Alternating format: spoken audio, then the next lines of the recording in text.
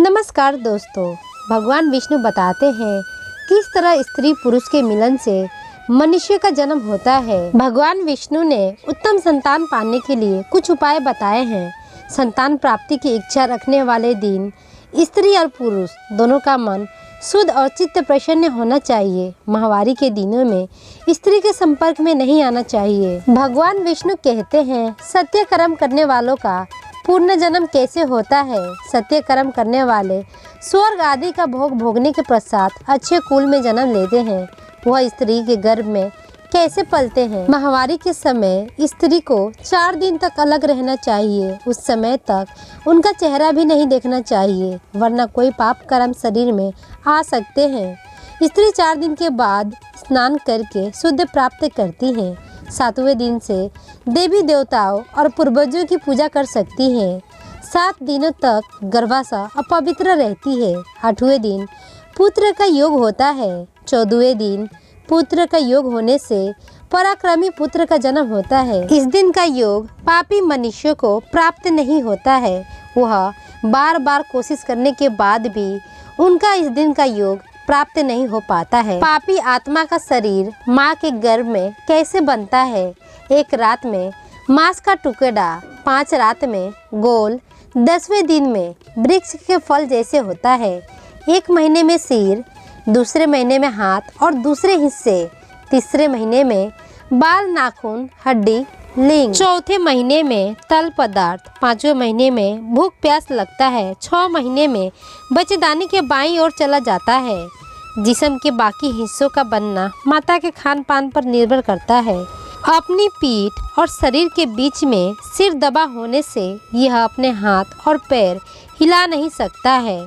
इस समय अलौकिक शक्ति से पिछले जन्म में किए कर्म याद आते हैं। 7वें महीने के आरंभ से उसे चेतना आदि शुरू होती है और वह गर्भ में हिलना शुरू करता है।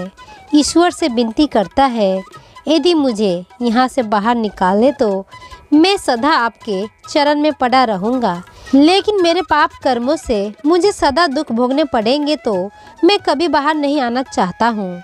गर्भाशय के 10वें महीने से परे हुए उस पीड़िताओं को देखते हुए कृपालु भगवान उसको बाहर निकालकर उसका जन्म करवाते हैं। सिर नीचे जबरदस्ती बाहर निकाला हुआ पीड़ित अपनी मस्तक यादों को खोकर नए वातावरण को देखकर शिशु के रूप में घबराकर शिशु रोने लगता है और हर मनुष्य सोचता है कि प्रसव के बाद बच्चा क्यों रोता है। यही वजह है कि वह 9 महीने से गर्भ में पल रहा होता है।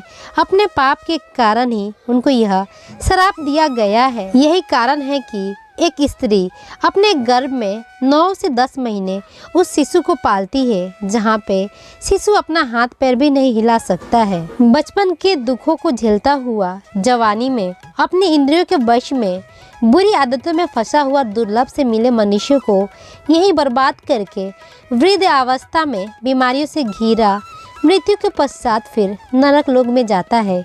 इस तरह बुरे कर्मों के जाल में फंसा हुआ मेरे प्राकृतिक से पापी कभी मुक्त नहीं हो सकता है, ऐसा विष्णु कहते हैं। अगर कोई व्यक्ति इस जन्म में पाप करता है तो वह पूर्ण जन्म में क्या बनता है, आइए जानते हैं क्या कहता है हमारा शास्त्र। अगर कोई व्यक्ति गौ हत्या करता है तो वह अगले जन्म में कुबड़ा बनता है। स्त्री हत्या, पेट गिराना या गर्भाशय गिराना, ऐसे व्यक्ति बीमारियों से लिपटे रहते हैं। अवैध संबंध बनाने वाले व्यक्ति हिजड़ा होते हैं। वेद शास्त्रों का विरोध करने वाले व्यक्ति को पीलिया होता है। पुस्तक चुराने वाले व्यक्ति अंधा होते हैं। झूठ बोलना हकलाते रहते हैं। जहर देने वाले व्यक्ति अगले जन्म में पागल होते हैं। खाना चुराना चूहा बनते हैं। सब्जी चुराना मोर बनते हैं। धातु चुराना गरीबी होते हैं। नमक चुराना चींटी बनते हैं। फल फूल पान चुराना जंगली बंदर बनते हैं। जूते चप्पल चुराना भेद बकरी बनते हैं। शिकार करना कसाई के घर बकरी बनते हैं। बगल में छुरी मुंह में राम राम, वह सारस बनते हैं। मित्रों को धोखा देना अगले जन्म में गीध बनते हैं। बिक्री में धोखा देना अगले जन्म में उल्लू बनते हैं। जो स्त्री पति को बुरा भला कहती है, जो धोखे से संपत्ति हड़प लेती है, वह नरक में जाती है। जो दान पुण्य आदि नहीं करते, वह गरीबी में जीते हैं। यह कर्म उन्हें नरक ले जाते हैं। फिर गरीब ही पैदा होते हैं और पाप कर्म करते रहते हैं। जो भी अच्छे बुरे कर्म होते हैं उन्हें भोगना ही पड़ता है। न भोगे हुए कर्म लाखों वर्ष में भी नष्ट नहीं होते हैं। आशा करती हूँ ये छोटी सी जानकारी से आपको कुछ सीखने को मिला होगा। ऐसे ही वीडियो देखने के लिए चैनल को लाइक, सब्सक्राइब व शेयर करना ना भूलें। धन्यवाद। राधे राधे। जय माता दी।